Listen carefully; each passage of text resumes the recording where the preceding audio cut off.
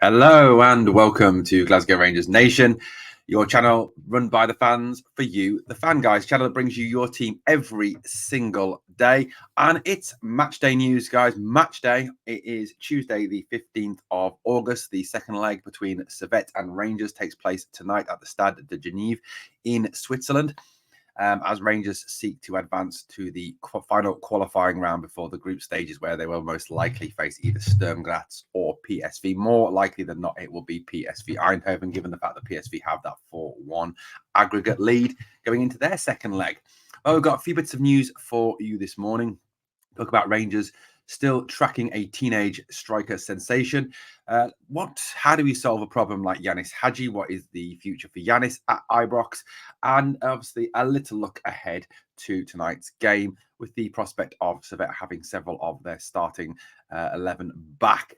They were missing 6 to 7 of their starting 11 when they played at Ibrox last week.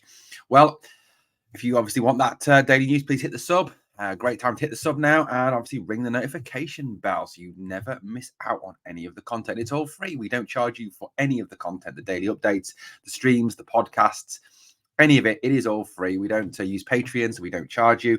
So just hit that sub and you get it every single day. Well, Rangers are allegedly interested in signing Hamilton Academicals striker, teenage sensation Ryan Owen.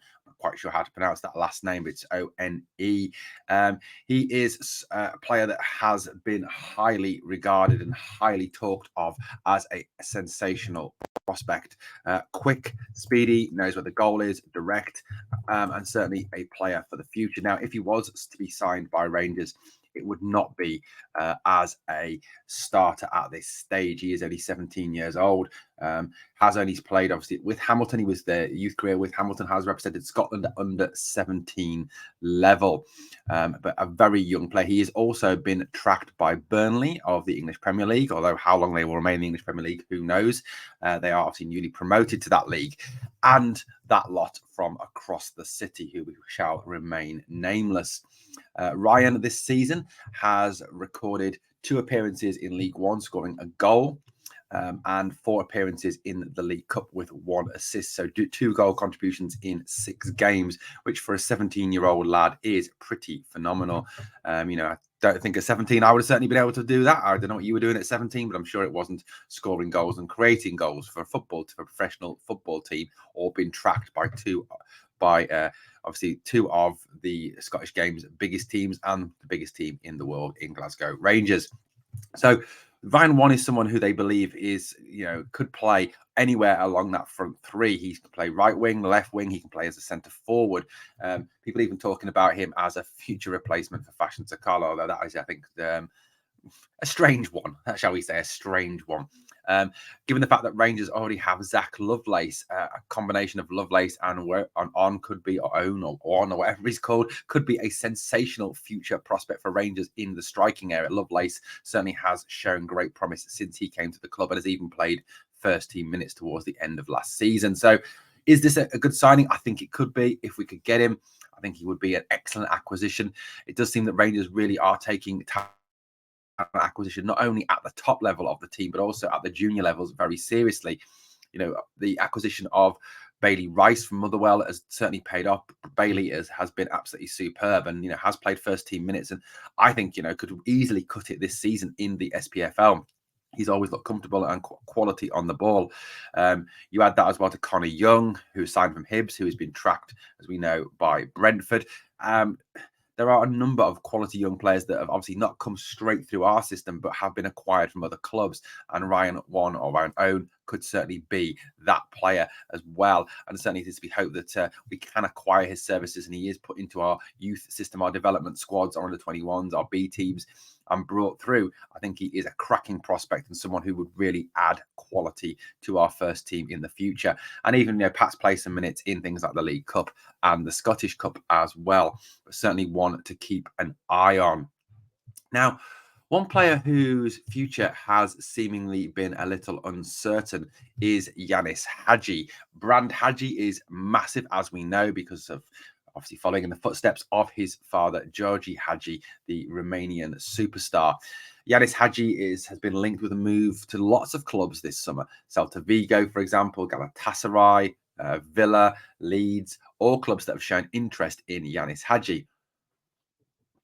Janis was a quality member of our team during the 55 season, helped us, I think, to win that title. Played exceptionally well. The injury that he sustained certainly set his career back, and it's taken time for him to get back to being the player that he formerly was. Janis, I think one of Victoria's favourites, is very skillful, very good distributor of the ball, excellent pass. One of the things that has been a criticism of Janis is his lack of pace, but I think his football brain, his skill, his technical ability more than makes up for his lack of speed. Hagi, in particular, is very useful in Europe, and his passing ability, his set piece ability is certainly something that has helped Rangers in the past in Europe. I mean, there's a free kick against, I think it was Braga, was it? Or I can't remember who was against now off the top of my head, but yeah.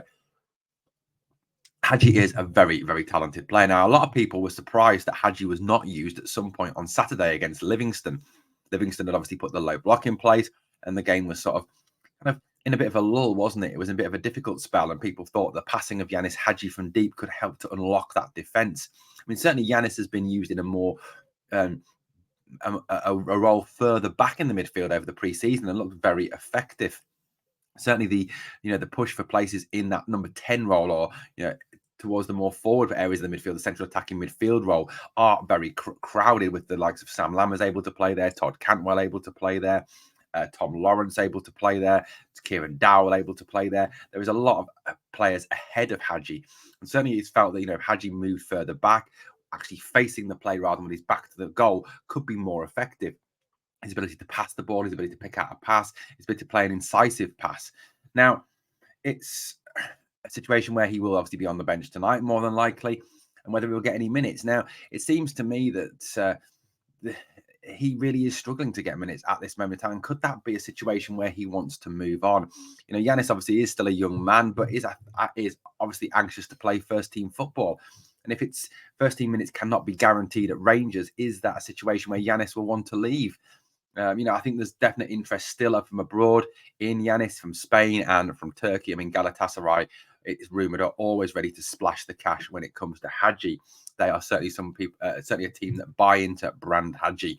So, it could even be a situation where you get somewhere in the region of the Glen Kamara rumoured fee for Janis Hagi, £5-6 million for him.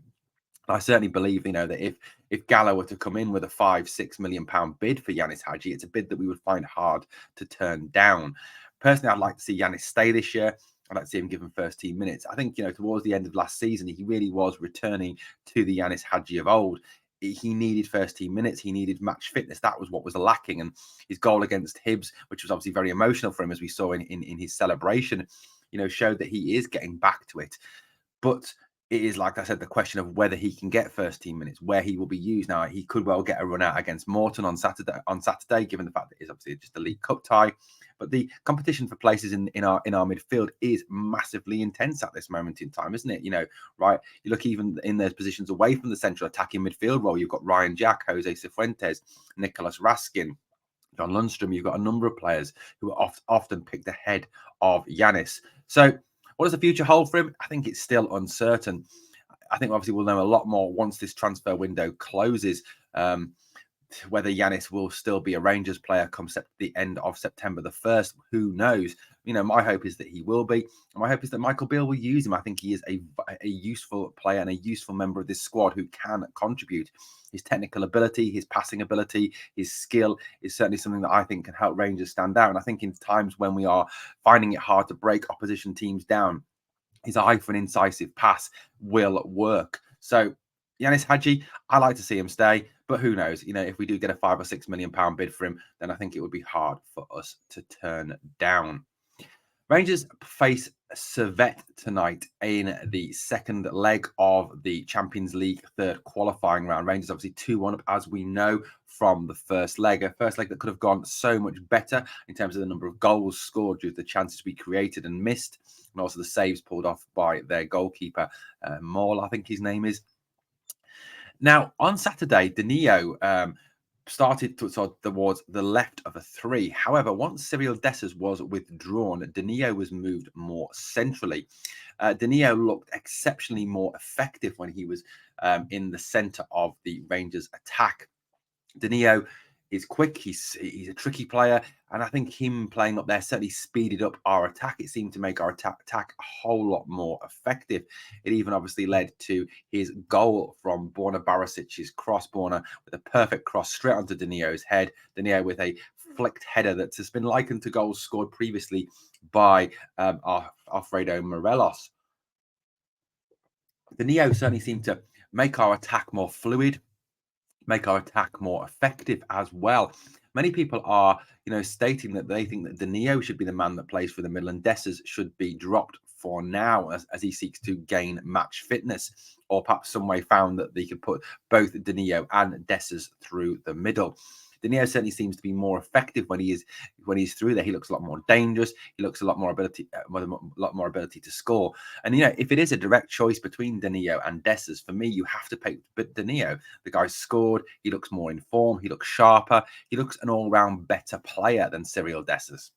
Now, ideally, I know we'd rather have both of them up there, but tonight against Servette, we do need that attacking threat, and we do need a bit more speed up there, I think, especially as I think a lot of the attacks will come on the counter tonight. Rangers, unusually for Rangers, may well have less of the ball in the game, which as obviously Servette seek to get back into the tie. So for me, I'd put Danilo up there. I think he looks more effective. Former captain Barry Ferguson even spoke on the radio the other day about how he thought that the Rangers attack looked better, and how he thought that the Rangers attack looked more fluid when Danilo was up there, and Danilo also looked a little bit more effective. He has obviously the habit of when he's out on the left of drifting in and out of games, whereas when he's more central, he's more involved, and I think he is an all-round better player than both Lammers and Dessers. If I'm being wholly honest, he is very, very good quality and very skillful. So for me tonight, I would love to see Danilo up there, maybe alongside Lammers, maybe alongside Dessers, but definitely play through the middle rather than to the left of a three, where I think he is less effective. Obviously, Servette will have more of their players back tonight for the game at the Stade de Genève. They will have their attackers back in unison.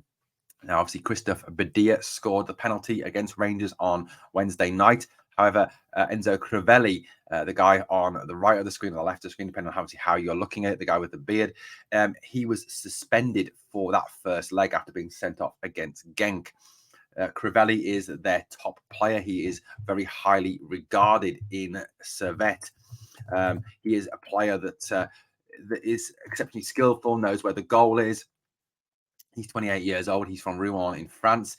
He has had previously represented France under 21 level.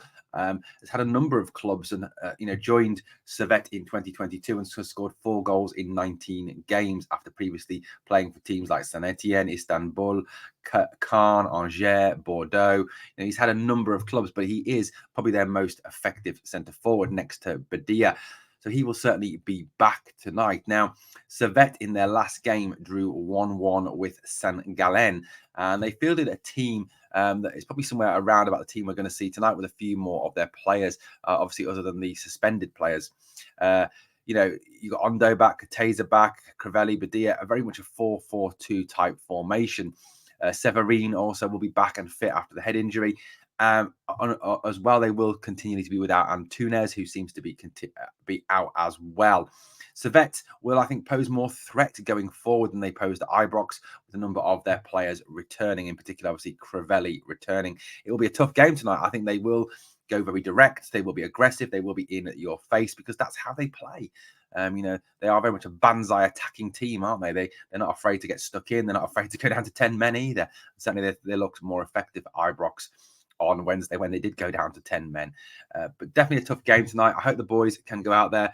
I think what obviously will stand us in good stead is if Servette come at us a bit more, which they have to, it will leave space in behind. And given the pace of the players like Danilo, I think we even could see Abdallah Sima as well, who is very quick. Cantwell, his ability to pick a pass, Cifuentes' energy to get forward. There is going to be chances, I think, to take behind Servette's defence, and it's vitally important that when chances fall to us, we take them and we don't spurn those chances. We need to be very clinical in front of goal, something we have at times struggled with. Personally, tonight, I'm going for a 2-0 win for Rangers. I think a Danilo goal and a Cantwell goal to see us through to the next round, which will be a whole different story, but that is another video and another podcast.